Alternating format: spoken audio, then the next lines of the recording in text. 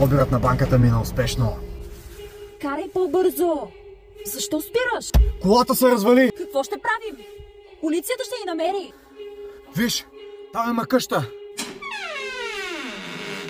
Няма никой. Просто да намерим колата им и да изчезваме. Какво има тук? Бейби, трябва да видиш това. Да тръгваме! Това не е наш проблем.